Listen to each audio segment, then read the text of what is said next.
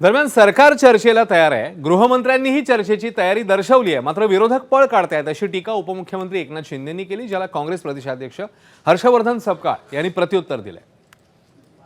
गृहमंत्री अमित भाई चर्चा करायला तयार आहे, पण विरोधी पक्ष नेता एवढी मोठी जबाबदारीची गोष्ट आहे आणि त्यांनी चर्चेवर त्यांनी ऐकलं पाहिजे. परंतु त्यांना ही भीती आहे की जेव्हा अमित भाई सभागृहामध्ये उत्तर देतील तर काँग्रेसचा काळा चिट्टा पुरा खोलून टाकतील.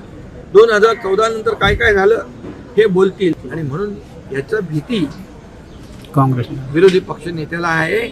म्हणून त्यांना त्यांचं उत्तर ऐकायचं नाही, त्यांना फक्त राजकारण करायचं आहे. विद्यार्थ्यांच्या पाठी खांद्यावर बंदूक ठेवून राजकारण करायचं. चोर तो चोर शिरजोर अशा स्वरूपाची पण अमित शहाचा जो आव आहे तो देखील या देशाने हा बघितला आहे. मात्र एकंदरीत या अधिवेशनामध्ये अमित शहानी असं पत्र लिहिणं आणि पुछू अशा स्वरूपामध्ये त्यांनी घेतलेली जी भूमिका आहे आणि इलूचा त्यांचा जो असणारा जो संवाद आहे हा कुठेतरी आता हास्यास्पद आहे.